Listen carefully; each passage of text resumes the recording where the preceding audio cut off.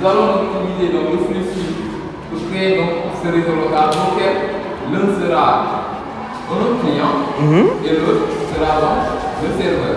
D'accord. Alors, FluxField est un logiciel très intéressant. C'est un simulateur de réseau informatique conçu spécialement pour l'apprentissage. Alors, pour le faire maintenant, nous allons utiliser ici deux ordinateurs. Ces deux ordinateurs auxquels on va le nommer ici PC Techno 1 et l'autre PC Techno 2. Maintenant, nous allons utiliser ici un routeur. Un routeur est un switch. Un switch donc, qui est donc le commutateur qui permet par exemple de relier les différents donc, matériaux comme par exemple les deux ordinateurs et le routeur aussi. Et après avoir donc choisi ces deux ordinateurs, le switch et le routeur, après nous allons donc passer maintenant à la configuration. Et avant tout, nous allons relier ces différents ordinateurs, le switch et le routeur, par donc ces fils de connexion. Alors le plus souvent, on utilise ici le RJ45 qui sert à connecter les différents appareils. Et maintenant, nous allons utiliser maintenant cette fichier pour copier cette adresse IP qui est donc l'adresse logique. Et après, nous allons prendre cette adresse et l'ajouter ici sur l'adresse IP donc de cette premier ordinateur. Alors qui est donc 192.168.10. Voilà, 10.1. Mais ce sont des valeurs donc à incrémenter. Par exemple, donc là, si on prend par exemple 10.1 dans cette premier ordinateur, sur cette deuxième PC, par exemple, on va prendre là-bas 10.2.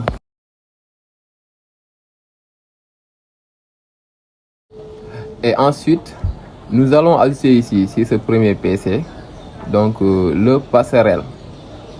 Le passerelle de cette PC qui est donc 192.168.255.10. Alors ici, le passerelle gateway est défini comme étant donc l'adresse IP donc du routeur. C'est la porte de sortie que les ordinateurs du réseau local utilisent lorsqu'ils veulent communiquer avec un autre situé donc en dehors de ce réseau local, comme par exemple un site web. Voilà, un site web.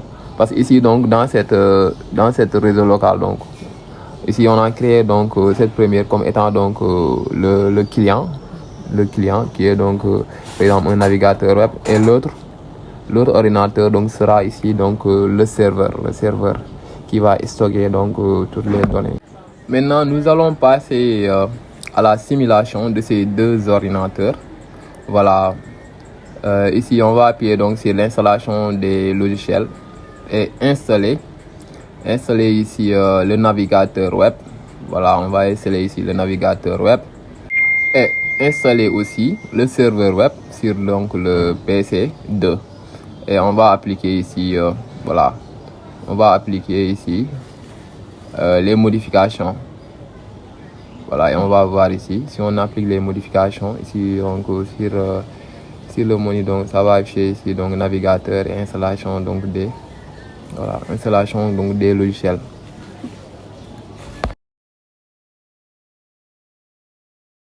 Et maintenant, pour assurer la simulation de ces deux ordinateurs, maintenant nous ne pouvons pas directement ajouter donc sur ici le navigateur l'adresse IP donc du deuxième ordinateur, mais ce qu'on va faire c'est simple. Voilà, on va appuyer ici le navigateur. Vous voyez, voilà, et on va le désinstaller. Et si on le désinstalle ici, on va installer donc ligne de commande. Appuyez sur l'application. Voilà, et sur cette ligne de commande, vous voyez donc ces flux ici qui va afficher. Et maintenant, ce qu'on va faire, puisqu'on avait donc appuyé donc déjà sur le premier PC, on va ajouter ici l'adresse donc l'adresse IP de ce deuxième ordinateur pour donc assurer donc la connexion entre les deux ordinateurs. Voilà, ici on va ajouter donc 192 .168, voilà, .168.10.2, et vous voyez ici, parfait. Et aussi sur le PC2, on va faire pareil, hein. Voilà, on va désinstaller ici le serveur qu'on avait déjà installé. On va le désinstaller et installer à nouveau ligne de commande. Voilà, on va installer ici ligne de commande. Voilà, et ici vous voyez donc c'est flux donc qui va afficher, et on va ajouter ici l'adresse IP du premier ordinateur, donc qui était donc 192, voilà, 192.168.10.1, voilà, c'est ça qu'on va ajouter, .10.1, et voilà, parfait aussi, parfait. Alors pour cette fois-ci, nous allons installer ici encore, nous allons installer le navigateur web pour donc le PC1, le navigateur web pour le PC1, voilà. Alors on va faire pareil aussi pour le PC2. Si on va installer encore donc le serveur web qui va stocker donc toutes les données. Voilà le serveur, et là on va appuyer sur démarrer le serveur, et pour tester on va voir ici ce qu'on va ajouter donc sur donc le PC1.